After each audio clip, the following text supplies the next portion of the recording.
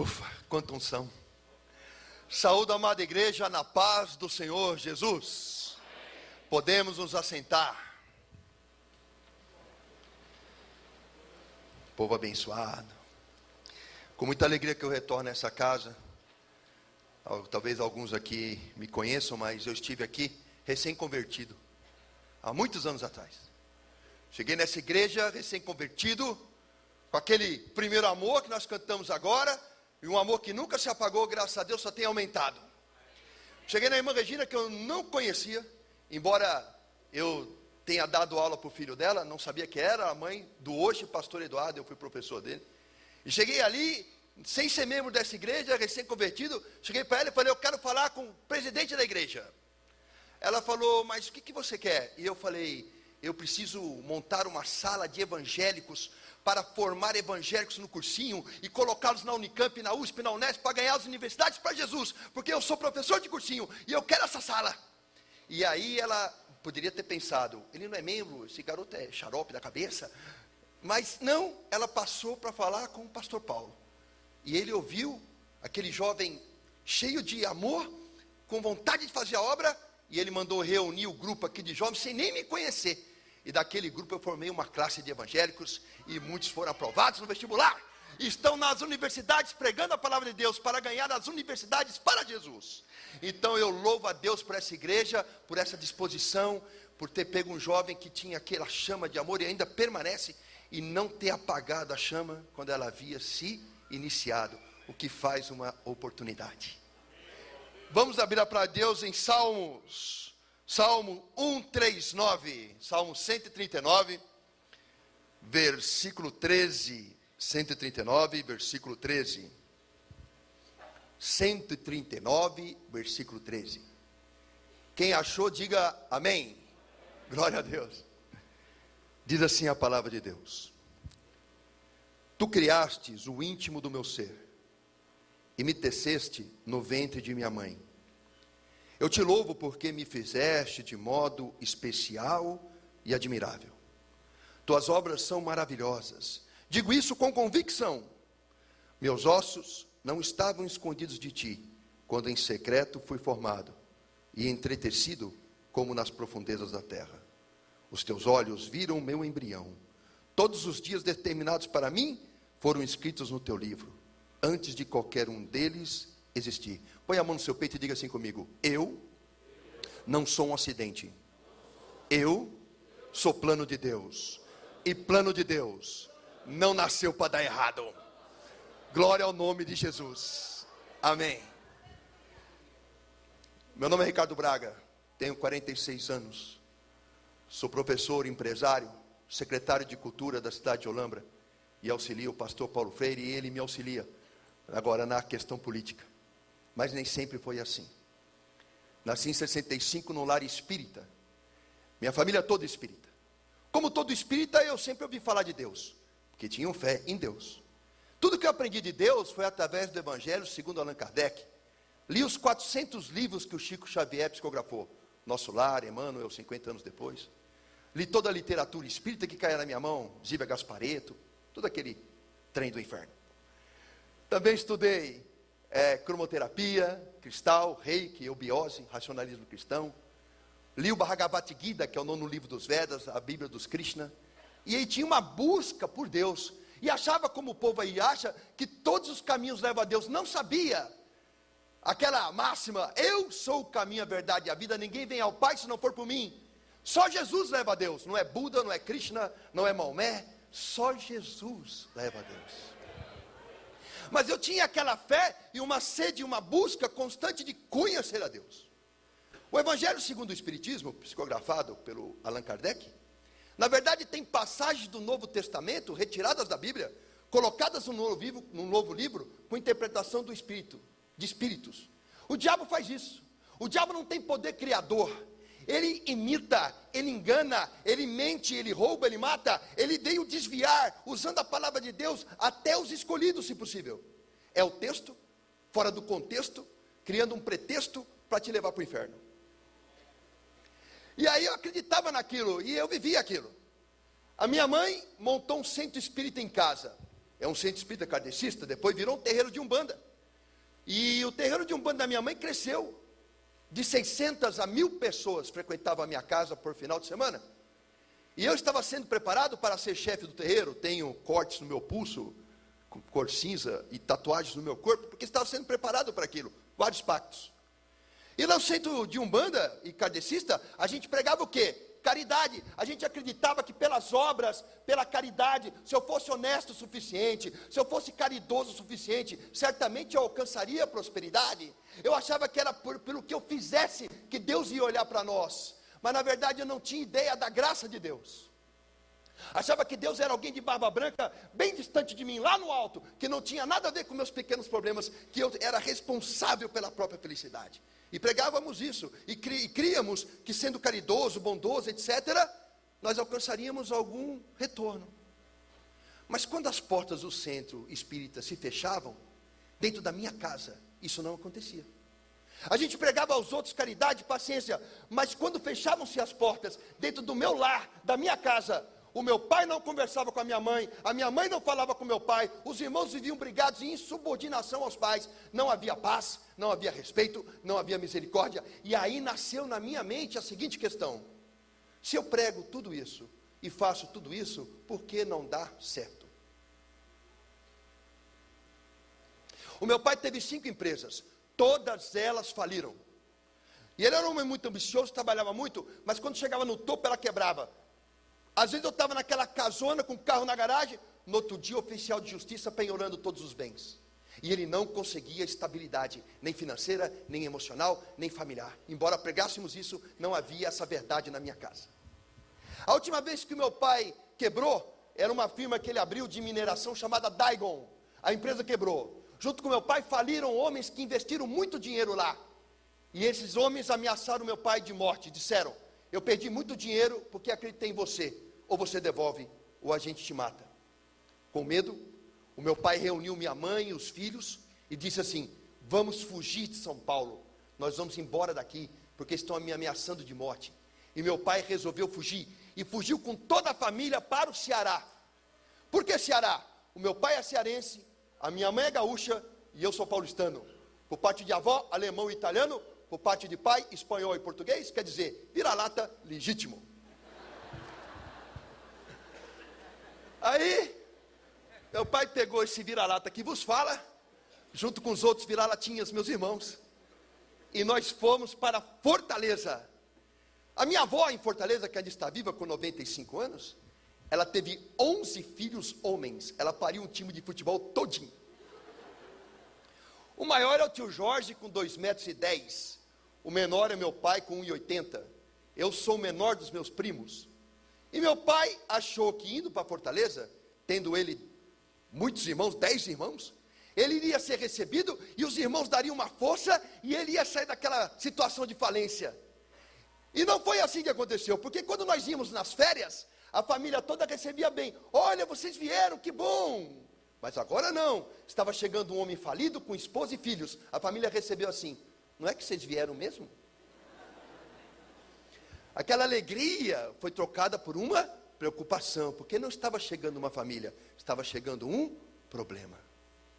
Após alguns meses morando na casa de minha avó, a minha mãe reuniu eu, meu irmão e minha irmã. Eu com 14, meu irmão com 13, minha irmã com 11 anos na cama, e disse: eu estou me separando do seu pai, não dá mais para viver com ele. Amanhã eu vou juntar minhas coisas, eu vou embora para São Paulo, e lá eu vou arrumar um emprego, vou refazer a vida, e vou trazer vocês para morar comigo, aguenta um pouco.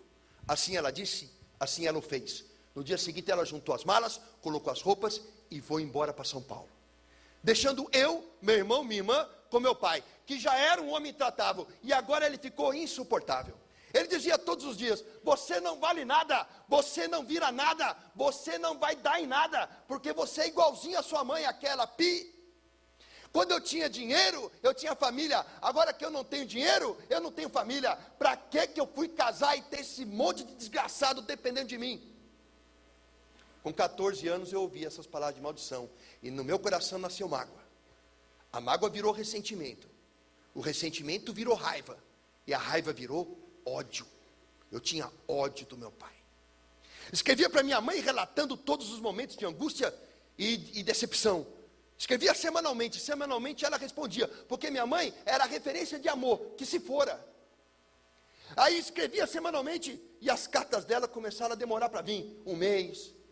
Depois as cartas começaram a vir semestralmente e depois anualmente. E assim passaram-se anos, 14, 15, 16, 17 anos.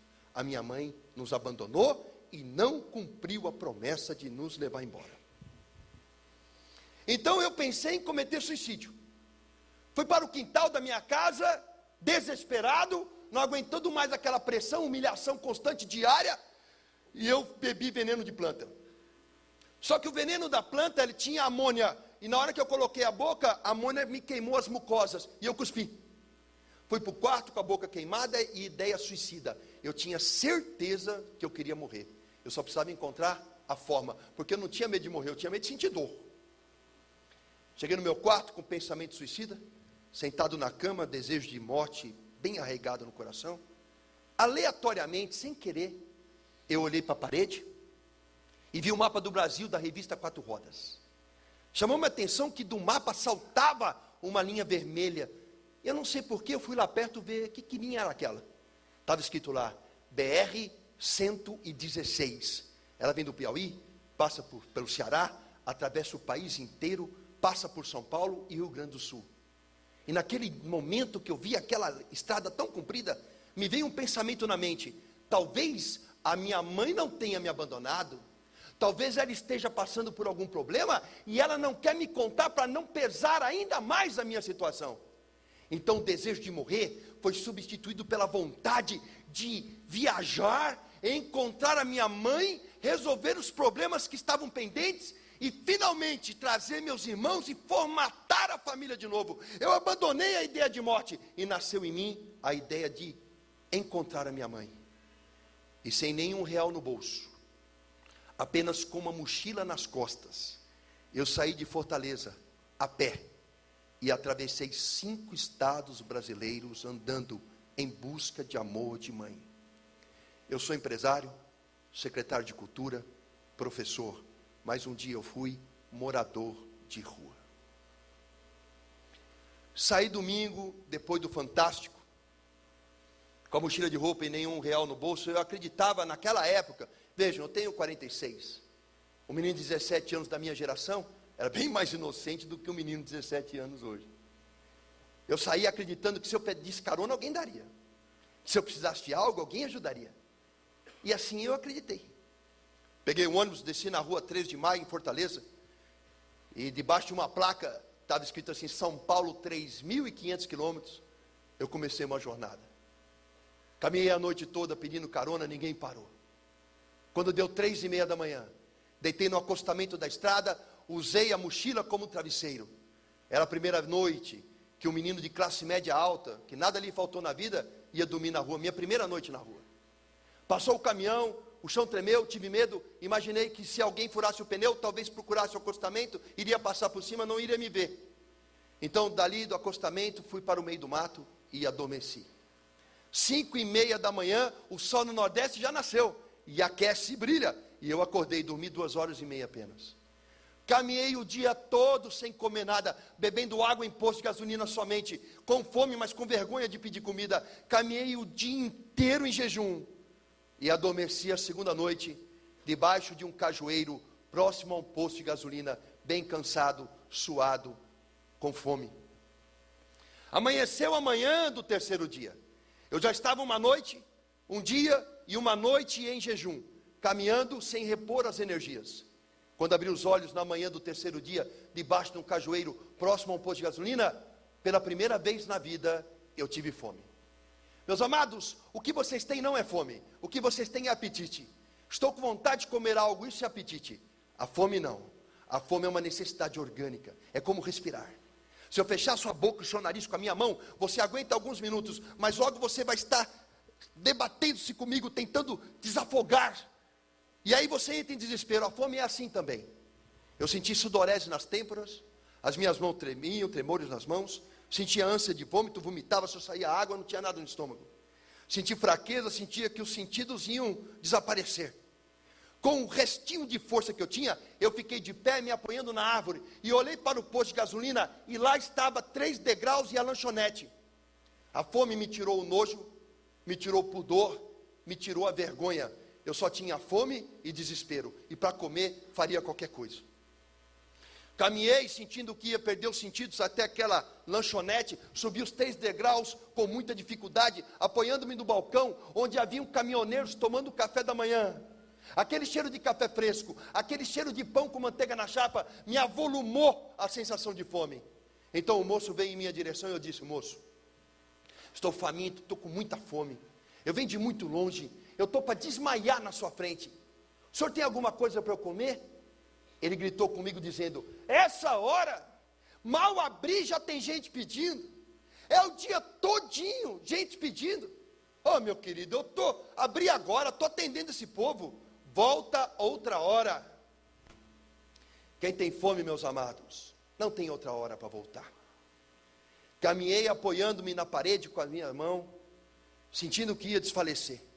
Quando a parede acabou, tinha uma calçada estreita, acompanhando todo aquele corredor do posto, aquela parede comprida, e no meio da calçada, um latão de lixo.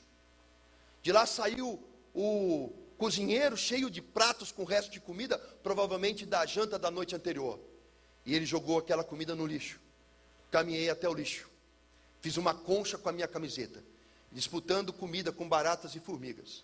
Eu enchi minha camiseta de arroz, de bisteca de porco parcialmente mastigada e tudo que eu encontrei.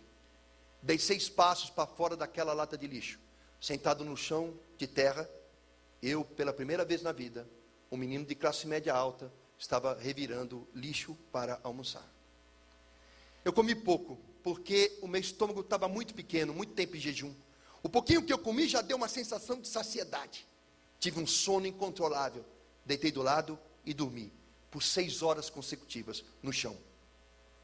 Quando eu abri os olhos e acordei, sem que eu fizesse força, de forma inesperada, eu comecei a lembrar das vezes na minha vida em que eu tive alimento e eu nunca agradeci. Lembrei de uma vez que eu cortei um mamão papaya e ele estava machucado e eu gritei com a minha mãe. Eu disse: mãe, você não compra uma fruta que presta, todas as frutas que você compra estão estragadas. Lembrei uma vez que eu fui comer um arroz e eu gritei com a minha mãe. Falei: mãe, esse arroz é de ontem, não dá para fazer um arroz novo, tem que comer essa porcaria. E eu comecei a chorar, não porque eu havia comido lixo, eu comecei a chorar porque eu me vi pela primeira vez, e quem eu vi, eu não gostei. Eu me reconheci mimado, arrogante, ingrato, e chorava de vergonha de mim mesmo. Essa noite você levantou, essa manhã você levantou, tomou café, almoçou, está aqui. Se você se alimentou, isso é manifestação do amor de Deus pela sua vida. Mas o que Deus tem com isso? Eu comprei minha comida? Eu faço a minha comida? O que Deus tem com isso? Eu sou biólogo, professor de biologia, tenho mestrado em bioquímica, sou biomédico, filósofo e pedagogo, tenho 4 faculdades. Só para descobrir que eu não sei nada. Deus é que sabe. Mas essa folhinha aqui tem clorofila. Quando a luz do sol bate nessa folhinha, ela quebra a molécula de água. A molécula de água é H2O, hidrogênio e oxigênio. Quando a luz bate na água que está nessa folha, o oxigênio é liberado. Você respira agora esse oxigênio que essa folha liberou. O sol está dando oxigênio para você respirar. Quando o oxigênio é liberado, sobe o hidrogênio. O hidrogênio entra no meio do gás carbônico e transforma-se em açúcar, C6H12O6. Açúcar é a base da alimentação de todo ser vivente. E o nome disso que eu falei é fotossíntese. Energia não se cria, energia não se perde, energia se transforma. Deus transforma a luz do sol através de uma folha em pão, em carne, em frango, e faz você alimentar essa manhã. Não foi o esforço físico, o teu suor do trabalho que te deu alimento, foi a bênção que caiu do céu. É a luz do sol transformada em comida. É um milagre da fotossíntese. Você próprio é fruto de um milagre. Deus cuida de você porque você comeu essa manhã. E assim, nós muitas vezes almoçamos, jantamos, damos graças a Deus naquele dia, mas nós devemos, naquele alimento antes de comer, mas nós devemos dar graças a Deus por todo o alimento que nós colocamos na boca. Precisou que eu revirasse uma lata de lixo para entender essa verdade. Muitas coisas aconteceram e o tempo é curto, então vou me prender a 3 coisas. Caminhei muitos dias e muito longe, e dias sem tomar banho, dias e dias sem escovar os dentes. A cada dia que eu passava, eu ia me transformando num morador de rua, cada vez mais sujo. E aí o que acontecia? Ia enfraquecendo. A perna inchava, o tornozelo inchava, o joelho inchava. Cada picada de inseto, cada arranhão de árvore infeccionava. Ia emagrecendo, perdendo peso rapidamente. Nesse estado de coisas, quando eu parava para descansar, nem que fosse 5 minutos, para ficar de pé, tinha um ritual. Eu tinha que ficar de 4, de joelho, me apoiar em alguma coisa, levantava com dores, pernas trêmulas, andava mecanicamente, até que a musculatura aquecia, então eu engretava uma marcha automática. Assim eu cheguei no estado da Bahia, e o norte da Bahia, extremamente pobre. Até aquele dia eu encontrava posto de gasolina para pedir comida, ou revirar uma lata de lixo, ou beber água numa torneira. Mas no norte da Bahia, um posto de gasolina era muito distante do outro. 47 graus de temperatura, você via aquele asfalto, aquela fumaça sair do asfalto, transformando a paisagem quase numa miragem. Um calor insuportável, o pé cozinhando no tênis, eu querendo água para beber, e um posto de gasolina muito distante do outro. Seguia aquele asfalto preto, eu subia aquelas colinas, e eu falava, no alto dessa colina eu vou ver um posto, pelo menos para matar minha sede. Mas quando eu chegava lá em cima, eu só via mais asfalto.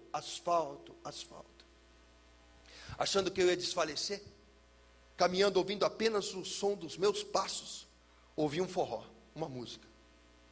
E eu pensei, tem música, tem gente.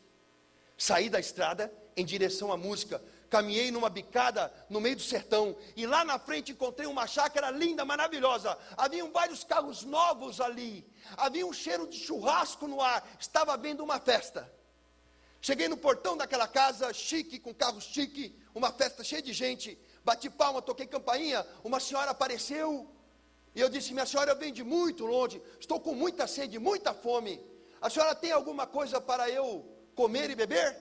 Ela estava segurando um churrasco com uma mão, bebida na outra, e disse, ô meu filho, eu estou dando uma festa, passa outra hora. Dali eu me afastei do portão, dei uns 6 passos para frente, e decidi, não, eu vou insistir. Voltei, toquei a campainha, bati palma, ela olhou para mim, viu que era eu, retornou seu corpo, soltou os cães que vieram latindo ao portão. Fiquei tão desnorteado com aquela situação, que ao invés de retornar pelo caminho da onde eu vim, eu virei à direita e caminhei a esmo, desnorteado. Lá na frente, encontrei uma casa paupérrima, do lado de um cajueiro, uma casa de pau a pique, pau trançado, com barro pisado na parede, um balanço de pneu, 4 crianças seminuas brincavam ali, debaixo daquela única árvore, uma casa paupérrima. Parei na porta daquela casa, que era menor do que eu, e abri em 2, bati palma.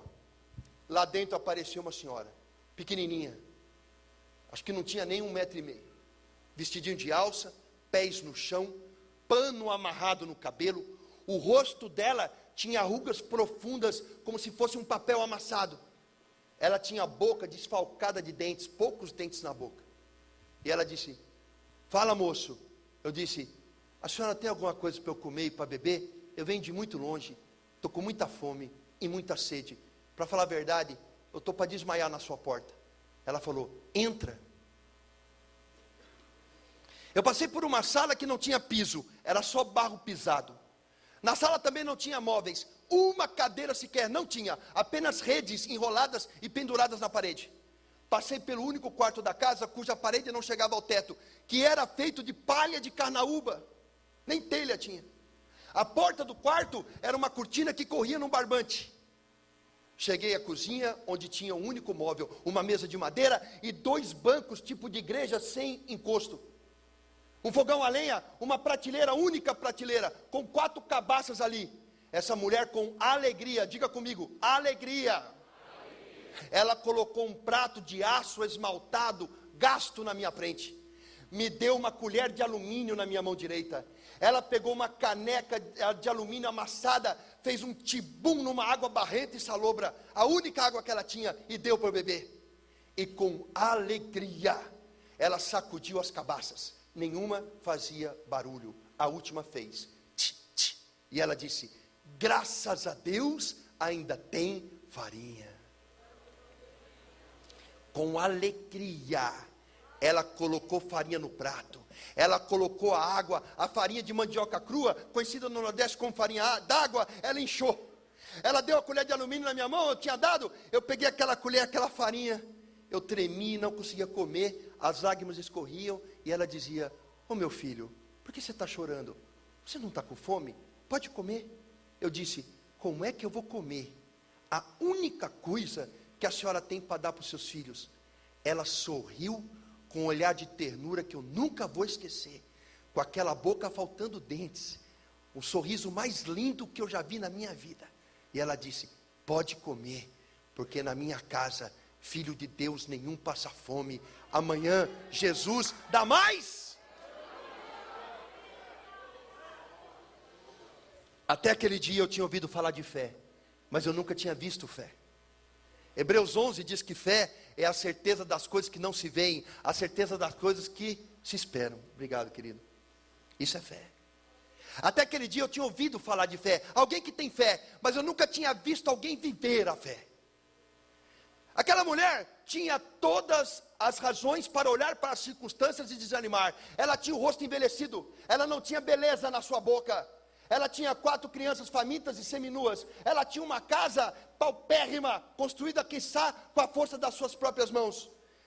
Ela era envelhecida, muito envelhecida, antes do tempo. Ela tinha os pés descalços, mas ela tinha uma coisa que a mantinha de pé. Ela tinha algo que mantinha o seu coração aquecido. Ela tinha algo que dava força para levantar cada manhã. Ela não olhava para as circunstâncias, ela se recusava a fazer isso, porque aquele que tem fé não olha para o gigante, olha para Deus.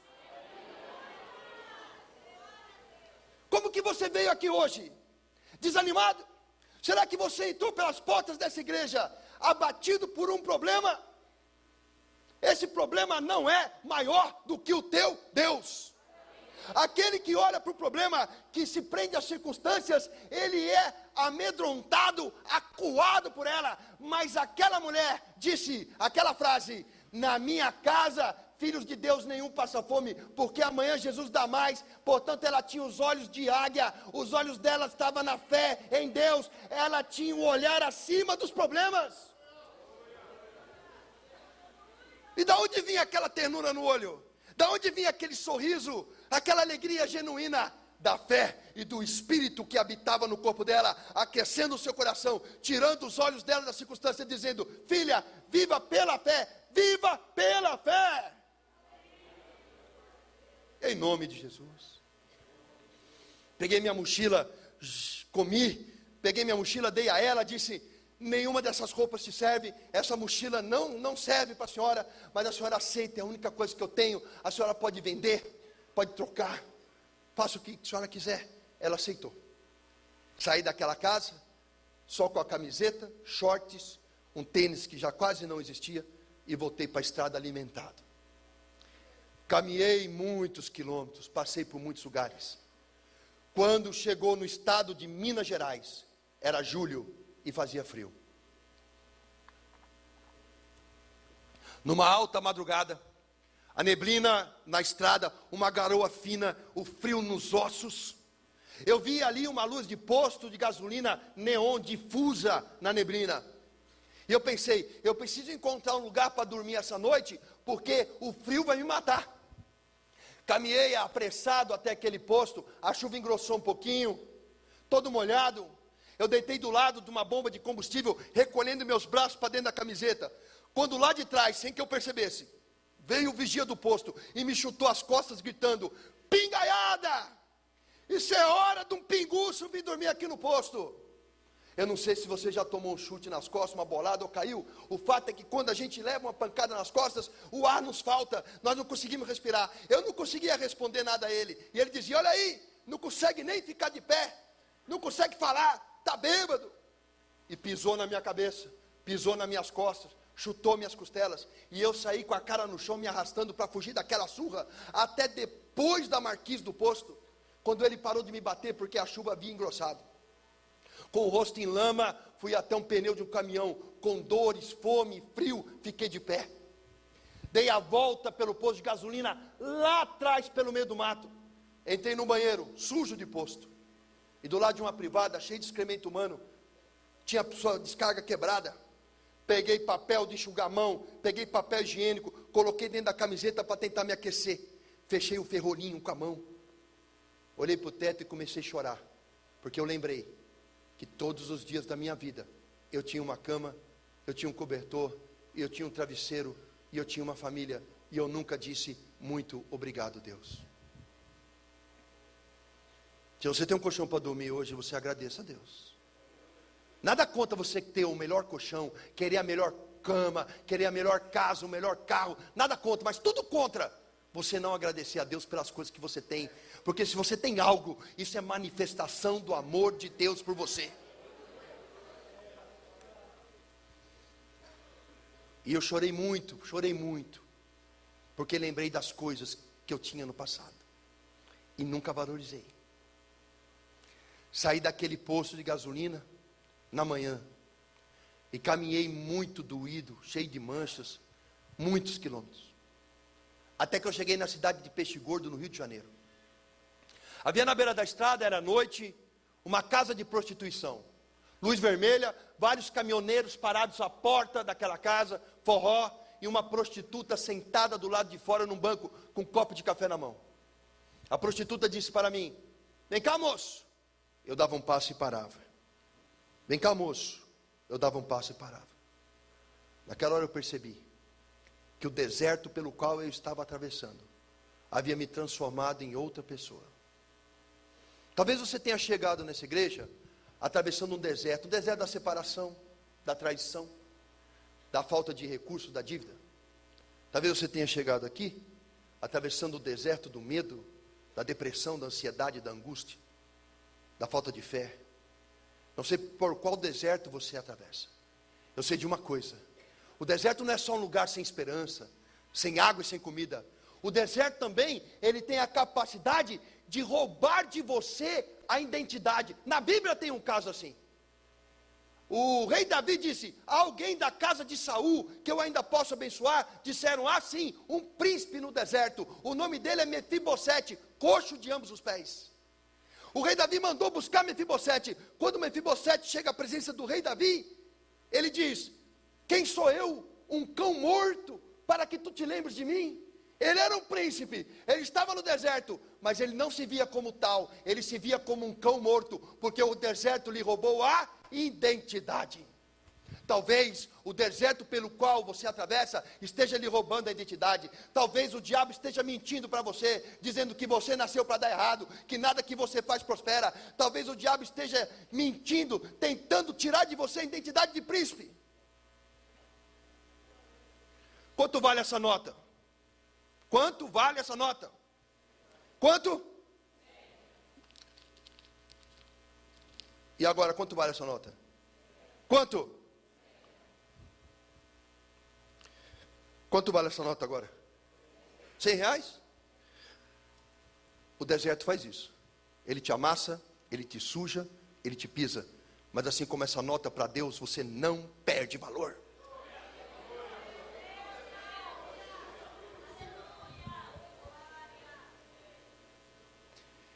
E a prostituta me chamou. E eu sentei do lado dela. E ela me deu um café. 5 minutos que ela conversou comigo, ela disse: você fala bem, você é estudado? Eu estudei nos melhores colégios de São Paulo. Ela falou: o que você está fazendo na rua? Contei a minha história. Ela, com os olhos cheios d'água, ela disse: fica aqui, não sai daqui. E entrou. E eu obedeci. Meia hora depois, ela saiu com um caminhoneiro. Ele abotoava suas calças e disse: quem é o menino? Ela falou: aquele moço ali. E o caminhoneiro disse: vamos para São Paulo. Falei, moço, eu não tenho dinheiro para te pagar, nem nada para te oferecer. Ele disse, ela pagou para você. Uma prostituta deu a única coisa que ela tinha, o próprio corpo, para que eu, um desconhecido, tivesse a chance de reencontrar minha mãe. O nome disso é amor. Tem uma prostituta na família de Jesus. O nome dela é Raabe. Tem uma estrangeira na família de Jesus. O nome dela é Ruth. Tem um assassino e adúltero na família de Jesus. O nome dele é Rei Davi. Porque o meu Jesus não faz escolha de pessoas. Nós fazemos, ele não. Aqueles que vivem uma religião são como mestres e fariseus. Eles conhecem a palavra de cabo a rabo, mas não conhecem o Espírito Santo. Eles vivem pela lei e não conhecem a graça. Eles vivem pela ditadura das regras, mas não conhecem o amor. Então eles apontam para o irmão da igreja e dizem, olha aquele lá, se desviou, eu sabia que isso ia acontecer. E julgam a pessoa e afastam mais ela ainda por desamor. Mas aquele que é movido pelo Espírito Santo olha para a pessoa e diz, Jesus não desistiu de você. A Bíblia tem um exemplo assim. 2 pessoas traíram Jesus. 2 pessoas. Uma foi Pedro, traiu ele 3 vezes. E diz a palavra de Deus que quando Jesus estava cuspido, apanhando, sendo socado e julgado por crimes que ele nunca cometeu, Pedro negou ele pela 3ª vez. E diz a palavra de Deus que Jesus olhou para Pedro. E Pedro saiu e chorou amargamente. Judas também traiu Jesus. Mas ao invés de procurar Jesus, Judas foi aos fariseus. Deu a moeda para o fariseu e disse, olha, eu me arrependi. O fariseu olhou para Judas e falou, você é culpado de um sangue de um inocente. Judas saiu de lá e se enforcou. O olhar de Jesus salvou Pedro. O olhar do fariseu matou Judas. O olhar de Jesus provocou em Pedro arrependimento. E arrependimento admite perdão. O olhar do fariseu a Judas provocou remorso. O remorso vem carregado de culpa e a culpa leva à morte. Qual é o olhar que você tem para com seu irmão? É o olhar de Jesus ou é o olhar do fariseu? Se você olhar para o seu irmão com religiosidade, você olha com o olhar de fariseu e leva ele à morte. Morte espiritual, morte material. Mas se você olhar com o olhar de Jesus, esse filho pródigo retornará à casa do Pai, em nome de Jesus. Na boleia de um caminhão, saí do Rio de Janeiro e cheguei no Museu do Ipiranga, no bairro do Ipiranga, em São Paulo. Cheio de alegria, porque eu tinha 17 anos, e com 17 anos, cheio de problemas, eu consegui chegar. E era uma sensação de vitória, porque eu ia em busca de amor de mãe. Cheguei na alta madrugada, tinha lá um cidadão na calçada, eu cerquei, ele desviava, eu disse, moço, calma, eu só quero uma informação. Ele disse, qual é a informação? Eu falei, onde fica o Minhocão? General Olímpio da Silveira, Avenida São João. Ele falou, você está tão longe. Eu falei, o senhor não sabe onde é que eu venho. E assim, de pergunta em pergunta, cheguei no Minhocão, caminhei até o fim dele, cheguei lá embaixo, General Olímpio da Silveira, final do Minhocão, Cardoso de Almeida, achei o prédio do minha avó, conhecia pela fachada, prédio sem elevador, alta madrugada, meti a mão na maçaneta, abriu, sem porteiro, 2º andar, apartamento 21, toquei campainha várias vezes, a luz de fora acendeu, minha avó olhou pelo olho mágico, não sabia que era eu, não me reconheceu, tinha que falar o nome da família todinha para ela saber que era eu. Aí a minha avó, sabe o que ela fez? Ela abriu a porta e ela não olhou para nada, ela me abraçou e me beijou. Como estão sendo tratados os idosos na sua casa? Um dia, nossos heróis envelhecem.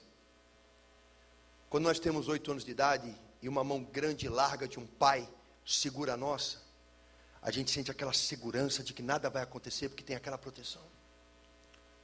Mas um dia essas mãos vão ficar assim, ó, trêmulas. Elas vão ter rugas e manchas. Aquele homem vigoroso que aos 40, 50, 60 anos batalhava tanto pelo pão de cada dia, vai andar assim, ó. Ele não sabe nada de iPad, de iPod, ele não se interessa por essas coisas. Ele quer ver o programinha de televisão dele, ele quer ter um tempo dele.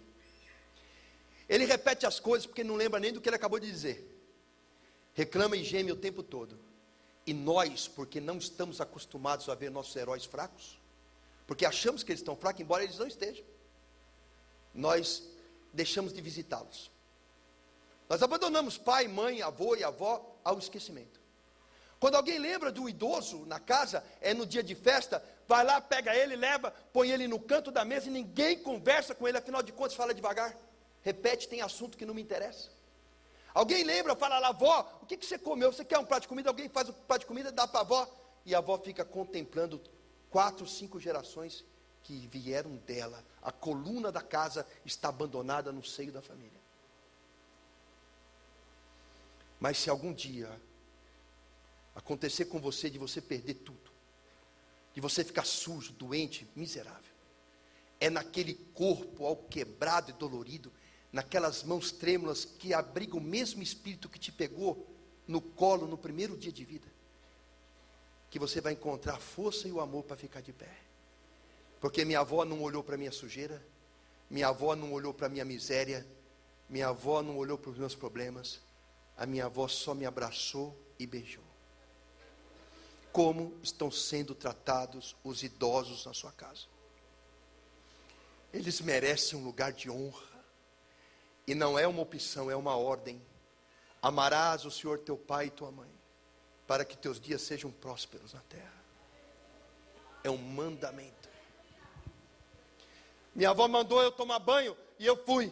E eu cheguei no banheiro e tirei a roupa, e pela primeira vez me vi nu.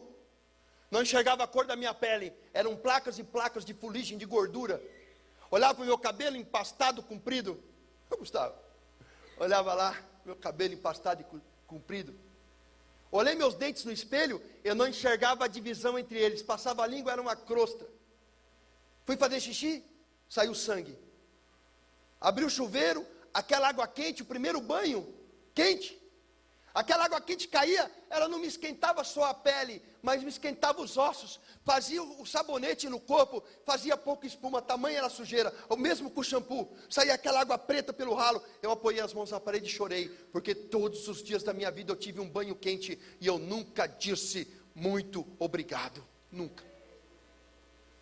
Saí do banheiro com o pijama emprestado do vô, fui até a cozinha, era alta madrugada, minha avó não fazia comida há muito tempo, ela comia de marmita do restaurante, e ela fez o quê? Umas torradas com queijo, e orégano, e azeite, e fez um todão quente. Eu comi aquela torrada e aquele toddy, comi pouco, porque o estômago estava apertado, mas nunca na minha vida eu comi comida tão gostosa. Sabe, meus amados, eu como com empresários, nos melhores restaurantes. Muitas vezes eu estou em Brasília, várias vezes ao lado do pastor Paulo. E quando eu saio com deputados para almoçar, às vezes em restaurantes chiques, eu como comidas caras e finas. Mas nunca na minha vida eu comi, nem vou comer nada mais gostoso que aquela torradinha, aquele todão. Porque não era só uma comida limpa, era uma comida cheia de amor de vó. Amor de vó. O lar, para mim tem um sinônimo. Lar para mim é a mesma coisa que útero. É um lugar em que você se protege, é um lugar de acalanto, é um lugar de descanso. E muitas vezes é o lugar que nós mais manifestamos a nossa ira. Temos paciência com clientes, paciência com amigos, dedicamos horas a fio ao trabalho, e quando chegamos no lar, nós ligamos a televisão e não damos atenção à esposa. Nós não olhamos um filho que cresce, porque nossos olhos estão sedentos de uma novela, e nós não olhamos para o lado. Nós não vemos que nós estamos num lugar sagrado, uma família que foi constituída por Deus e que está sob a égide da bênção dele. E nós lá descarregamos o nosso ódio, o nosso cansaço, maldizemos os que nos querem bem. Nós estamos rasgando o útero para ficar desprotegidos. Essa é a verdade. Essa noite você vai sair daqui pedindo perdão para sua esposa, para o seu esposo, para o seu filho. Porque Deus tem uma obra para fazer na sua casa. E aí minha avó colocou um colchão no chão fino, e eu deitei naquele colchão, muito tempo dormindo no chão, em cima de pedra, Quando eu deitei naquele colchãozinho fino, parecia que meu corpo não parava mais de afundar. Olhei para o teto e pensei, hoje não chove na minha cabeça. Dormi profundamente, seguro. Quando abri os olhos de manhã, minha mãe estava sentada no sofá, olhando para mim. Pulei nela, abracei, agarrei, beijei, quase sufoquei. Choramos juntos, soluçamos juntos. E ela disse, meu filho, por que você fez essa loucura? Falei, mãe, não sei qual é o problema que você está passando, mas eu vim resolver. Me põe no médico, me ajuda a ficar forte, eu vou juntar com a senhora, nem que eu tenha que vender limão no sinal. Nós vamos ganhar dinheiro e nós vamos trazer meus irmãos, fazer a família junta de novo. E ela olhou para mim e falou, filho, não estou passando por problema nenhum não. Só que eu casei de novo. E o homem com quem eu casei, não quer que você more comigo. Minha mãe estava me rejeitando pela segunda vez. Só que essa vez doeu mais. Porque eu arrisquei a vida para ouvir que eu não podia ser amado.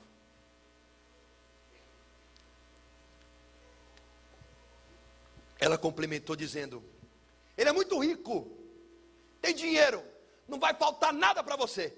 Fica na casa do seu avô, todos os dias a gente visitar. Eu não queria dinheiro. No outro dia eu acordei e falei para o meu avô, vamos lá, eu quero insistir, eu quero conhecer esse homem. Meu avô, não, falei, vamos, e ele levou. Cheguei lá, depois do Brooklyn, depois da estátua do Borba Gato, na Avenida Santa Marta tem uma rua, chamada 9 de Julho, uma rua mesmo. Aí cheguei lá, subi o prédio com meu avô, toquei a campainha, Lineu Spalato abriu a porta. Viu meu avô, deduziu quem eu era, falou, você é o filho da Nilda? Eu falei, sou eu mesmo, o senhor casou com a minha mãe, e eu vim aqui lhe fazer um pedido. O senhor não me conhece, e o senhor não deixou eu morar com a minha mãe. Eu vou te fazer um pedido, deixa eu morar um mês com você. Se eu atrapalhar, você me manda embora. Se eu não atrapalhar, não me tira da minha mãe. Ele disse, não, eu tenho muito dinheiro. Fica na casa do seu avô, nada vai te faltar. Rejeitado pelo padrasto, desci com meu avô até a calçada, esperando um táxi, fiquei meditando na vida. Aí eu falei para o vovô, é possível ser feliz? Meu avô falou, é. O que é preciso para ser feliz? Ele falou, um bom diploma, um bom emprego, e uma mulher que te ama, você vai ser feliz. Então eu disse, com aquele coração rejeitado, então eu vou me esforçar, vai ser pela força do meu braço, eu vou conseguir essas 3 coisas, e não importa que a minha mãe e meu pai não me queiram, eu vou ser feliz. Meu avô me matriculou no Senac, fiz curso de datilografia e telex, desculpa, eu sou velho. Tinha negócio de computador, era datilografia e telex. Eu desmaiava nos cursos lá, porque tinha problema de saúde. Tirei os documentos, ia procurar emprego. Passava nas provas de matemática, português, de datilografia, mas chegava no exame médico, reprovado. O cara olhava para mim, aquela vareta doente. Só faltava ter que tomar banho de pé de pato para não ir embora pelo ralo. Aí um dia, um primo meu, Sérgio Cipolatti Rodrigues de Lima, auditor do Banco Central, estava liquidando o Banco Bandeirantes, na Rua Boa Vista, no centro de São Paulo, mandou me chamar. Fui até o banco, lá no topo do banco, a autoridade máxima do banco era meu primo. Ele olhou para mim e falou, você é um valente, você vai ser empregado hoje, vai começar aqui como office boy. Falei, Sérgio, eu não vou passar no exame médico. Ele falou, vai sim, que aqui manda aqui sou eu. Aí eu fui lá, fiz todos os testes, chegou no exame médico, morri de medo. O médico analisou, na época tinha um tal do Viva Voz, eu sou velho, né? Viva Voz. Aí ele tocou assim, eu ouvi a voz do meu primo, o médico falando assim, doutor Sérgio, o Ricardo não tem condição de trabalhar. Ele tem infecção urinária, ele tem infecção no rim, ele tem vermes no intestino, ele tem um zoológico no intestino. Ele tem suspeita de diabetes e está muito abaixo do peso, ele não tem condição física. Tirou o dedão, veio a voz do meu primo de lá para cá. Ou você contrata ele, ou eu demito você. E assim eu fui contratado. Uma leve pressãozinha. Primeiro dia de serviço, afastado para tratamento médico. Fiquei 6 meses recebendo salário sem trabalhar. Depois de 6 meses, eu voltei para o banco. Estava gordo, estava disposto. Falei, agora vai, quem me segura? Com aquela voz do meu avô, um bom emprego, um bom diploma e uma boa mulher que te ama, eu vou ser feliz. Comecei emprego com office boy, deu o melhor de mim. 3 meses de banco, fui promovido, chefe dos boy. Aí eu virei auxiliar de escritório A, auxiliar de escritório B, chefe do departamento de cobrança e depois de 4 anos, gerente do banco. Nesse ínterim, prestei vestibular, entrei na USP para fazer filosofia. Por que filosofia? Porque o curso era 1 para 1. Falei, esse aí eu não entendi de eu não passar. Legal foi quando eu me formei, né? Falando com meus parentes lá no Ceará. Entrei na USP. O quê? Medicina? Não. Direito? Não. Engenharia? Não. Entrou no quê? Filosofia. Silêncio. Vai trabalhar no quê? O que eu vou falar para meus amigos? Teu sobrinho faz? Pensa. Mas eu fiz a filosofia. E aí, em 4 anos, eu tinha um apartamento, eu tinha um diploma da USP, eu tinha um bom emprego, e tinha conhecido uma moça, Isildinha Aparecida Machado, 8 anos mais velha que eu, bióloga da Unicamp. E eu tinha uma mulher que me amava. Eu não tinha felicidade. O meu vô estava errado. O meu casamento era uma desgraça, porque eu era um homem extremamente ciumento, extremamente nervoso. Porque todo homem que foi rejeitado, todo cara que é inseguro, ele se defende na agressividade. A Isildinha não aguentou. Depois de 4 anos de casamento, conseguido as 3 coisas que o meu avô falou, e não sendo feliz, ela desistiu de mim. E ela disse, eu vou me separar de você. Só que está perto do Natal. Vamos esperar o Natal e o Ano Novo, para depois anunciar às famílias que já gostam de ambos, que nós terminamos. Eu com o coração doído pensando, eu não posso perder essa mulher, mas da boca está fora, já vai tarde. A fila anda. Orgulhoso, orgulho. E assim, no Natal, na casa do meu sogro, recebi um telefonema, o meu sogro branco, sem sangue na face, catou o telefone branco, entregou para mim, é melhor você ouvir. Peguei o telefone e falei, alô, era o meu tio em Fortaleza dizendo que o meu irmão que ficou lá, Marcelo Lima Braga, havia se suicidado. O meu irmão se enforcou na noite de Natal no quarto do meu pai.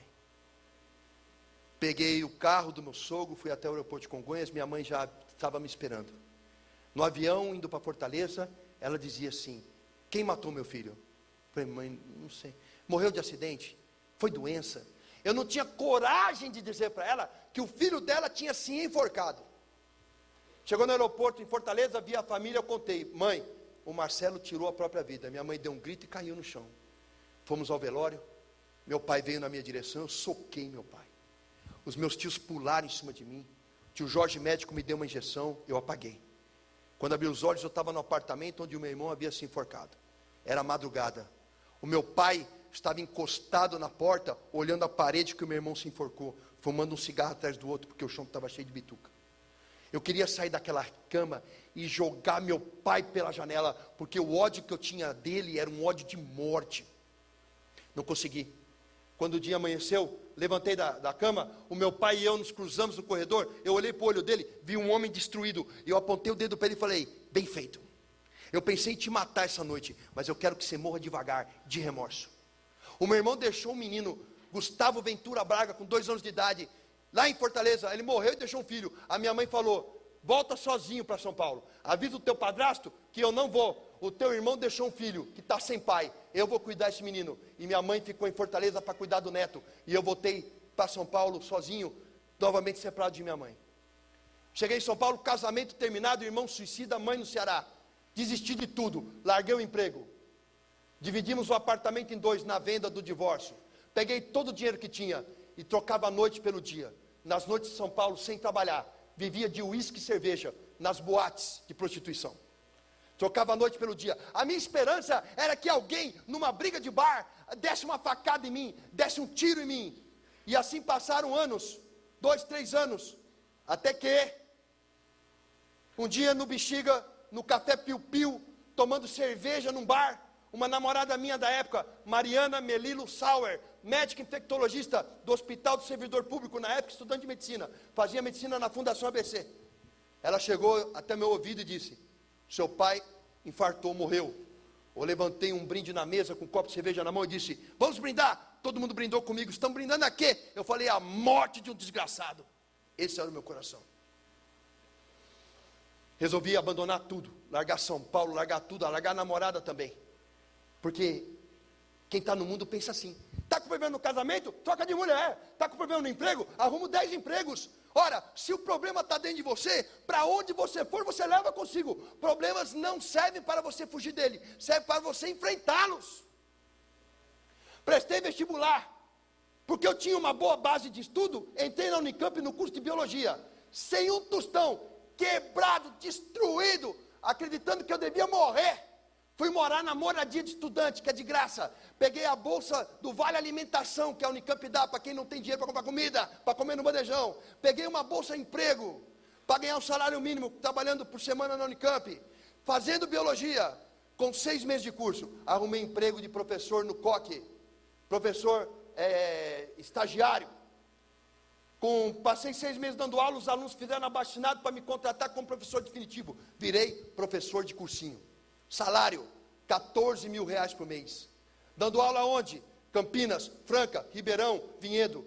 Total de alunos que eu dava aula por ano, 5 mil. Entrava em sala de aula com 300 alunos para dar aula. Fiquei famoso. Os alunos adoram o professor, exaltam o professor. Eu tinha um belo salário, aluguei uma bela casa, comprei um belo carro, ia viajar, gastava 6 mil reais por mês em uísque. Saía com todas as alunas que me dessem mole. E são muitas. Porque a aluna dá mole para o professor, pode ser bonito, feio, baixo, alto, não se interessa. E eu tinha tudo que o mundo diz, que se você tiver, você vai ser feliz. Eu tinha fama, eu tinha dinheiro, eu tinha bom uísque, eu tinha bens materiais, eu tinha as mulheres mais lindas que eu conseguia encontrar, e eu só não tinha alegria. O mundo mente aí fora para o povo, dizendo: se conseguir as coisas vai ser feliz. Só quem é capaz de curar um coração e preencher um espaço é Jesus. E assim a minha vida começou a ser transformada.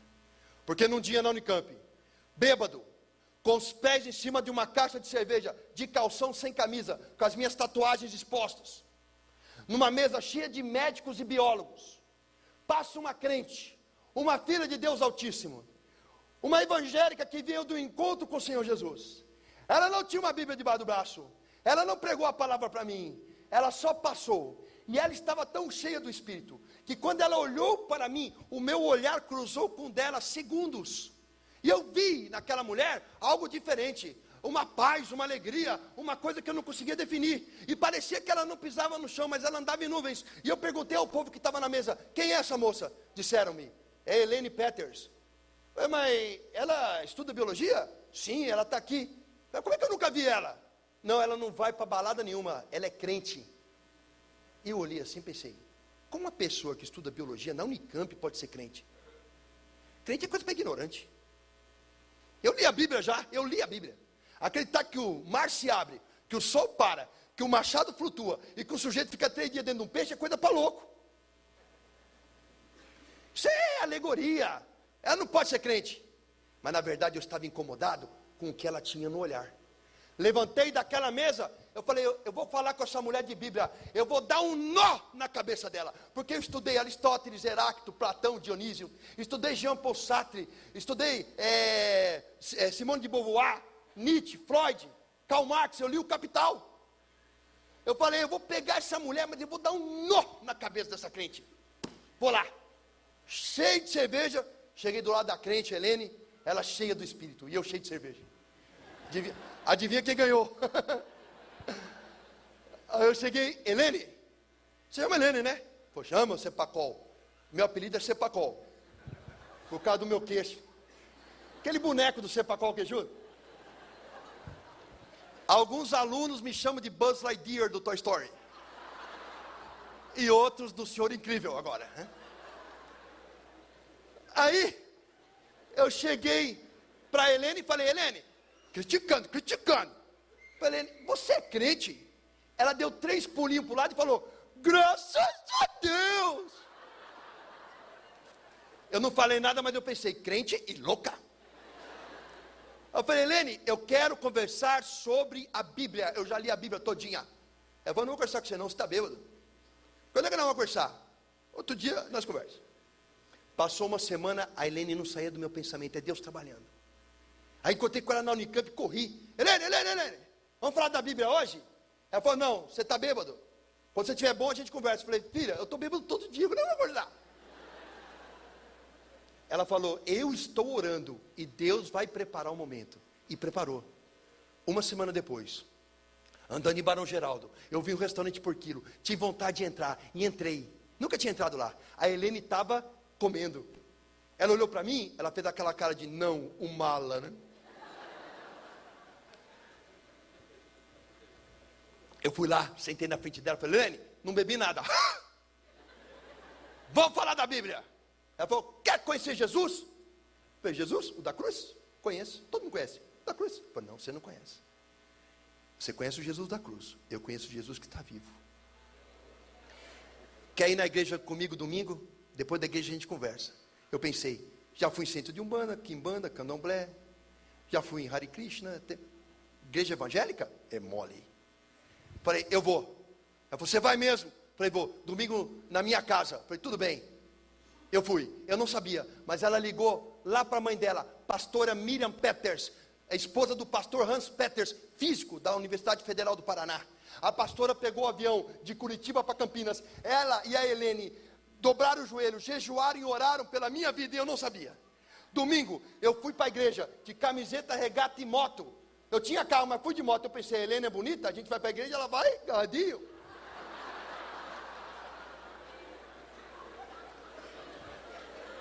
Esse era o meu coração. Aí quando cheguei na casa da Helene, toquei a campainha, quem apareceu lá? A Helene? Não, a mãe dela. Pastora.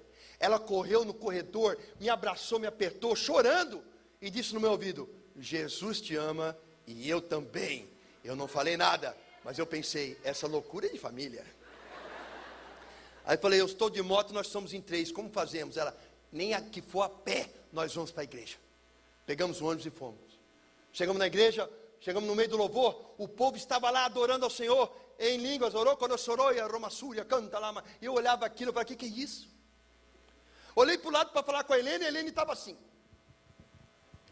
Olhei para o outro lado para falar com a mãe dela estava atrás de mim assim. E eu querendo sumir dali. De repente, na hora do louvor, toca um louvor a Deus. Dizia assim, em tua presença sou fortalecido. E eu estava só o pó. Em tua presença, Senhor meu Deus, em tua presença é onde devo estar, quero estar. Eu senti um tremor por dentro, como se meus órgãos estivessem tremendo. Me deu uma vontade de chorar incontrolável. Comecei a vir aquele choro do fundo de minha alma. E começou a escorrer umas lágrimas diferentes. Não era um choro comum, era um choro curativo. Numa igreja em que eu não conhecia ninguém, eu saí correndo no meio de um corredor, parei na frente do púlpito, abri meus braços e coloquei o rosto no solo.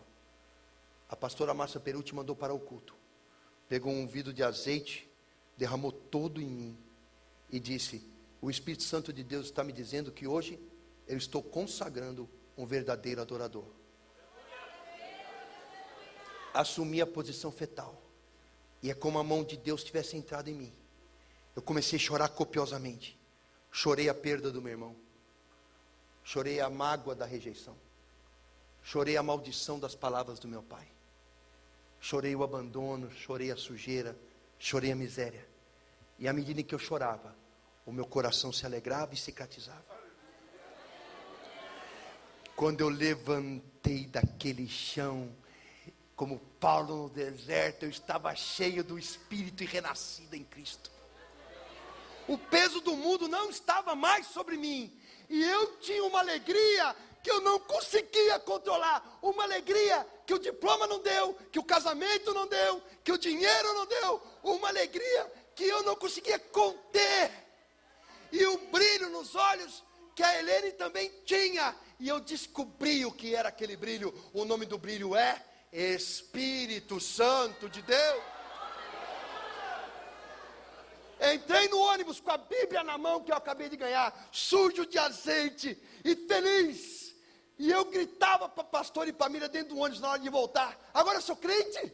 Ela agora você é crente. Como é que eu faço para ser mais crente? Ela falou: calma que depois eu te explico. E eu queria saber tudo. Eu falava: como é que crente se diverte? Ele não faz sexo. E elas vermelhas de vergonha: calma. Todas as dúvidas a gente tira.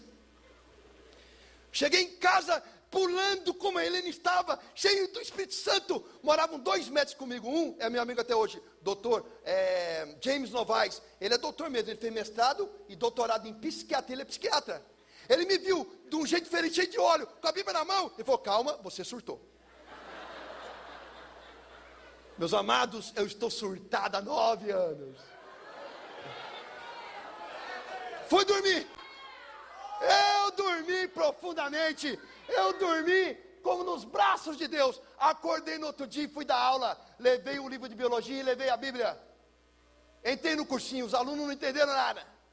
Abri o livro de biologia e abri a Bíblia. E disse: Gênesis capítulo 1.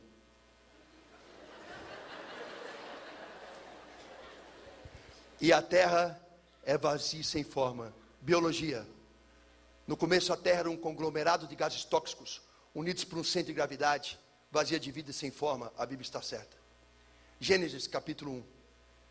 E a água saiu do solo na forma de vapor. Biologia, até hoje é assim. De tudo que um vulcão cospe, 10% é vapor d'água. Gênesis.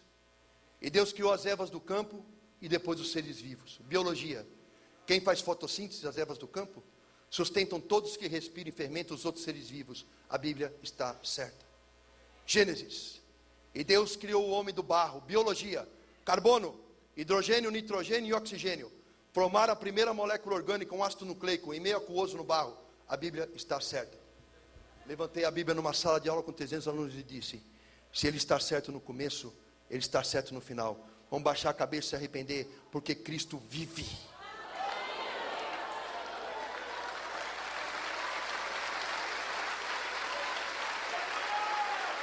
Cristo vive. Cristo é ressurreto. 300 alunos abaixaram a cabeça e oraram comigo naquele dia. E eu não consigo dar aula de biologia sem citar a Bíblia. Antes eu lia a Bíblia e não entendia. Agora eu leio a Bíblia e eu entendo. Porque a letra mata, mas o Espírito vivifica. Eu vejo filosofia na Bíblia, eu vejo religião na Bíblia, eu vejo arte na Bíblia, eu vejo ciência na Bíblia. A religião crê, a ciência comprova, a filosofia questiona e a arte expressa. 4 linhas do pensamento em busca de uma só verdade, caminho e vida: Jesus. Eu estudei filosofia, biomedicina, biologia, pedagogia, só para descobrir que eu não sei nada. Que em cada linha da Bíblia revelada pelo Espírito Santo guarda mais mistério que eu sou capaz de entender. Não se estribe no seu próprio entendimento. Busque comunhão com o Espírito e Ele refará os seus caminhos. Como terminou? Minha mãe tem 71 anos de idade. Ela mora comigo. Ela é convertida. Não lhe falta nada. Eu dou tudo a ela. Eu cuido dela. Porque no meu coração, eu nem lembro que ela me rejeitou. Ela só sabe o que é ser amada e cuidada. O filho do meu irmão Gustavo Ventura Braga é convertido. A minha irmã é convertida. A minha sobrinha Isabelle Braga é convertida. Porque está escrito: tu e tua casa serão salvos. Na igreja do Nazareno, com meus amigos pastor Josimar e Alex, Deus falou no meu coração para eu voltar e encontrar aquele moço, meu padrasto, lá atrás de São Paulo. Pedi perdão a ele. E eu fui, 20 e poucos anos se passaram. Ele morava no mesmo lugar. Toquei a campainha, o Lineu abriu a porta e viu que era eu. Me abraçou e chorou muito. E aí ele falou: o que você veio fazer aqui? Eu disse: eu vim te pedir perdão, porque eu te odiei muito. E ele chorando me disse: eu preciso do teu perdão, porque eu não deixei você morar com a sua mãe. O Lineu, 20 e poucos anos depois, estava falido. O filho dele morreu num acidente de moto e a filha com câncer no cérebro. Ele é sozinho hoje. O único amigo dele sou eu. No Natal eu vou buscá-lo. No aniversário ele passa comigo. Não lhe falta nada porque eu não deixo faltar. Numa casa que eu não pude pôr os pés, eu entro e durmo no lugar de honra, no quarto dele, ele vai dormir no quarto de hóspede. Porque está escrito, Deus exalta aquele que se humilha. Quem é aquele capaz de transformar amigo em um familiar? Quem é aquele capaz de te fazer perdoar a traição? Quem é aquele capaz de te restituir a saúde, os bens? Quem é aquele capaz de curar o teu coração? Qual é o nome? O nome daquele que é capaz de te tirar do peito o desejo de morte e te dar o desejo de vida. Jesus Cristo de Nazaré, o Cordeiro de Deus. Eu não sei com que coração você entrou aqui essa noite, mas eu sou aqui testemunha viva de que Deus existe e é vivo. Você não tem razão para lutar sozinho. Você não tem razão para enfrentar essa situação com a força do teu próprio braço. Você tem um Deus nos braços do qual você pode descansar e deixar que Ele realize em você um milagre. Fecha teus olhos, baixa a tua cabeça, que nós vamos orar.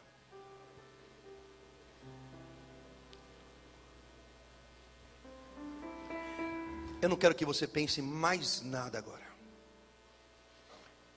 Esquece que tem alguém do seu lado. É só você e Deus.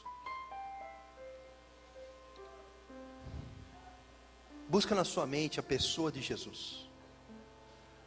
Você pode imaginá-lo no Sermão da Montanha, você pode imaginá-lo no lombo de um jumento, você pode imaginá-lo nascendo numa manjedoura, você pode imaginá-lo no barco, discursando a multidão. Você pode imaginá-lo saindo da sepultura ressurreto, com as marcas de chagas na mão. Imagine Jesus como Ele estiver se mostrando a você agora. Fique preso a essa imagem. Não ligue para quem está do seu lado. A palavra de Deus diz que quando 2 ou mais se reúnem em teu nome, Ele está no meio de nós. Portanto, o Espírito Santo está aqui agora. Traga à sua mente o seu problema.